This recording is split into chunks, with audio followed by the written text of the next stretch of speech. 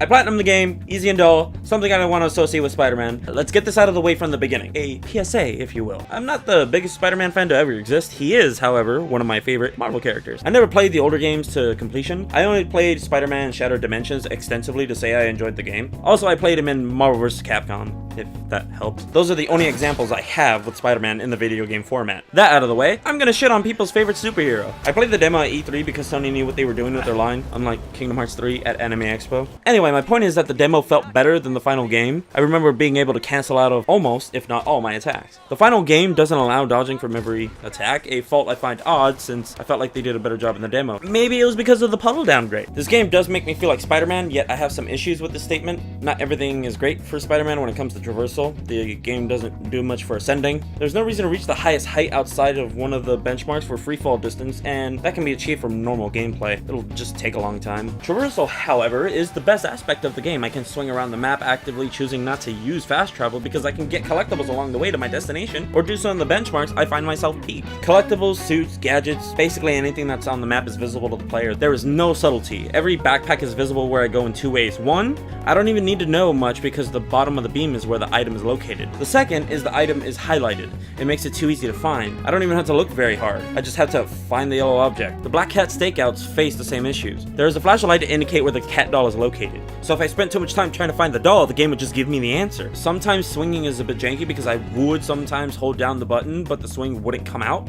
This might be because of the location or erectile dysfunction, but it does happen in populated areas with buildings to swing. There are some faults I have because it is very difficult to transition from the wall run to the roof for collectibles. The switch between the wall running to the jump animation flows really well, but it doesn't help with stopping momentum. The game doesn't tell me to hold the circle button to move from the wall to the roof without leaping into the air. Odd that I had to press a button to prevent getting flung into the air. The game tends to fall flat with dropping, mainly due to the drop dive the game gives me. It's fine.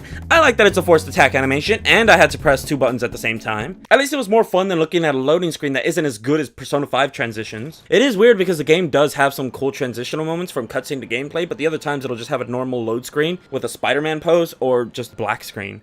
This game is not subtle with anything. The beginning shows the player everything. We get a panning shot of Peter's apartment, every major victory from the past 8 years given to us. It is odd that the game is set 8 years after Peter has been Spider-Man. The villains are already around and locked up, yet Spider-Man doesn't have most of his abilities that actually makes traversal and combat easier. It's odd that it's an unlockable skill when he should know all of these moves after 8 years of being Spider-Man. This raises some other questions along with the skills. How has Peter not learned how to manage a schedule between life and Spider-Man? He's been Spider-Man for 8 years. He shouldn't be struggling to live in a home. It really is odd for Peter to be struggling at this age, yet he graduated college. It's odd because Octavius was paying him with grant money, but Peter should have learned to manage things by now. He is a genius. He can barely pay rent. How did he attend classes on time? How did he pay for tuition? How did they not drop him from every class because he was too busy being Spider-Man? I'm just nitpicking, but it is interesting to note. The open world aspect was born for Spider-Man. They did a great job with the traversal, but the side content is lackluster. No matter how you dress the salad, it's still a salad. All, if not most, of the collectibles are adequate. They give narrative background for Peter from the past 8 years of Spidey. Retrieving all the bags does give you the homecoming suit, but other than that, the bags really aren't worth your time, but the game makes them into tokens. So the dev team scattered the backpacks to do other things like unlock other abilities, gadgets, or suits and suit mods. This is probably the biggest flaw. I am required to do the missions for these unlocks. It would have been better to have actual material to further support Peter's ingenious MacGruber skills. The material could have also been placed with enemies you defeat and in the backpacks. This would have been more fun because the tokens suck. The tokens do overlap with skills, suits, and mods. It's like they didn't even make an effort. They are just photo ops that don't really do much, but you need them for the unlocks. The game doesn't even care because they can just swing by and take a shitty picture. Sure, it helps with momentum, but it doesn't give importance to Peter's love for photography. Benchmarks are cool. They're just objectives to do as you play the game, which is cool because they're passive. The combat is decent, along with the addition of a stealth mechanic. I don't really consider the stealth to be good.